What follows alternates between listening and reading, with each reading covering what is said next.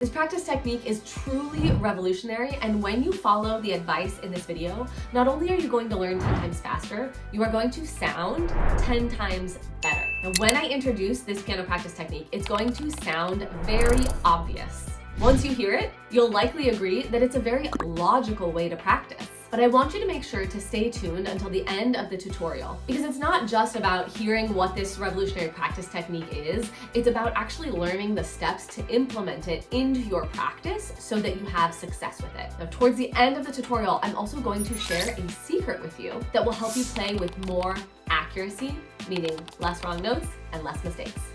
Let's dive in. The piano practice technique that's going to help you learn 10 times faster is what I like to call 98% accuracy, 98% of the time. When I say accuracy, what I really mean is playing it consistently the same. Consistency is key in piano practice because it's consistency that allows your brain to remember things from day to day. You see, when you're practicing and you play something correctly, and then the second time you play it, let's say you play a wrong note, and then the third time you'd play a different wrong note, what's happening is you're giving your brain mixed signals every single time you play the piece. You're confusing your brain. And the analogy that I like to use here is, let's say that you are driving to work, okay? And every single day you take the same route and you do it over and over and over again.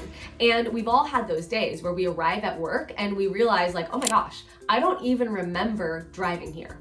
And it's because you did the same thing over and over and over again. And in the very beginning, it took a lot of conscious effort for your brain to remember how to get to work. But after doing it repeatedly the same way, your brain remembers it. And the process of how to get from point A to point B takes up a lot less mental energy than it did before. Now, let's say that you get a new job in a new part of town and you're not very familiar with that part of town. If you did what you did before at your old job and you take the same route to work every single day, before you know it, you're gonna know how to get to work and you're not gonna have to think so hard about it.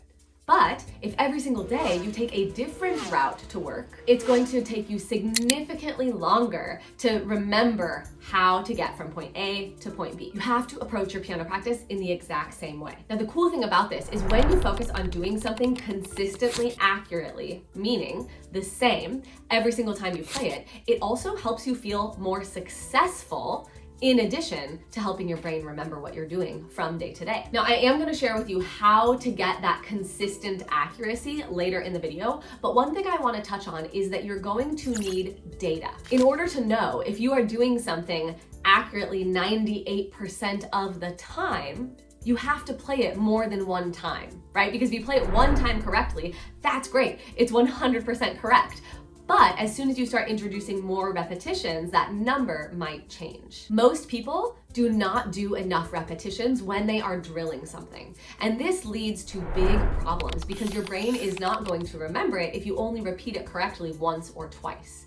You need consistent repetitions many times in a row.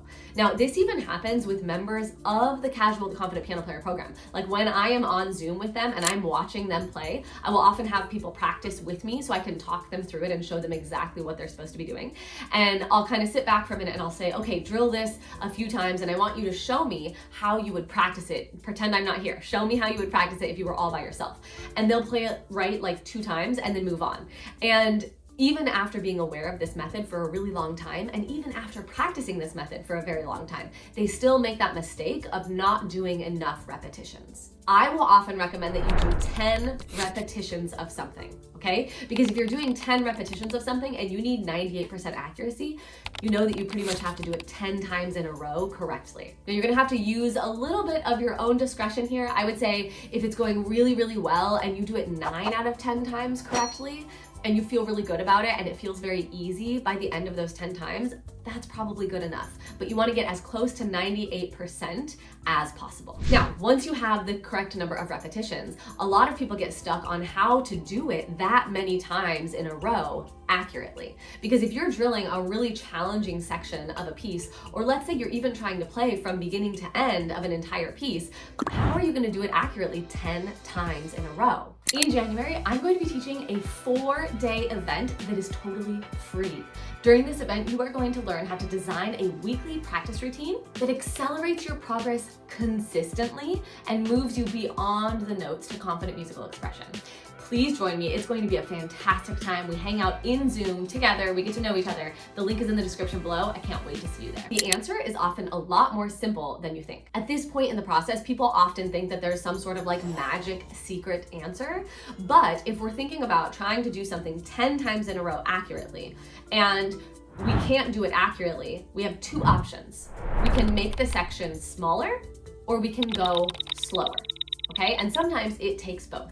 So let's say that you're drilling a phrase of a piece and you're trying to play it 10 times in a row accurately, but after the second time, you keep making the same mistake over and over and over again, and you can't get yourself to 10 times accurately. What you're going to do is make the goal a lot smaller. So if you can't do the whole phrase 10 times accurately, maybe you can do one measure 10 times accurately. And if you put it down to one measure and you still can't do it accurately, you might need to go a lot slower with that one measure in order to get your 10 repetitions with that consistent accuracy. Oftentimes, it's not that it takes a magical ability to be able to play something 10 times in a row accurately, it's that people don't really want to slow down and they don't really want to practice smaller sections. Because when I tell you to slow down and practice a smaller section, it's totally natural if you're thinking like, that's gonna take forever. That's gonna take so long for me to be able to learn this piece. But that's not actually true.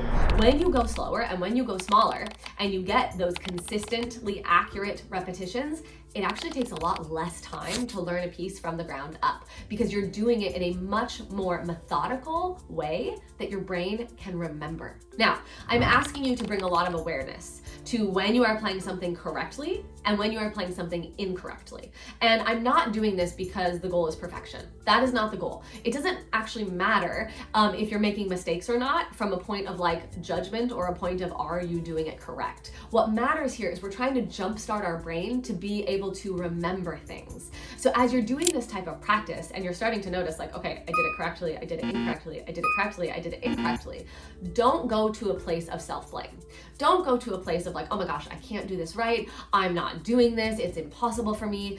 As an adult, it's so common for you to blame yourself. But mistakes are a part of learning, and pretty much the only guarantee that I can make you about your piano journey is that you will make mistakes, and that's a part of the process. So the point of this is not to get hard on yourself or, really rally against yourself if you're making mistakes. It's just to notice the mistakes and use that information to make different choices in your piano practice so that you can hit 98% accuracy 98% of the time.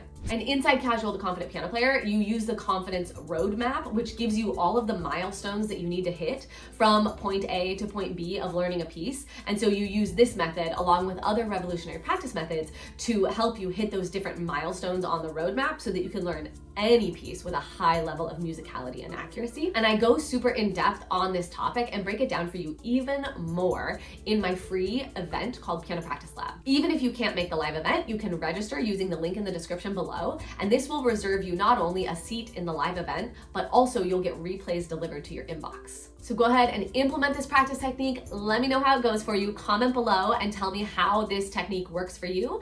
And then join Piano Practice Lab for January 2024. You can do that right here on the end screen. Happy practicing.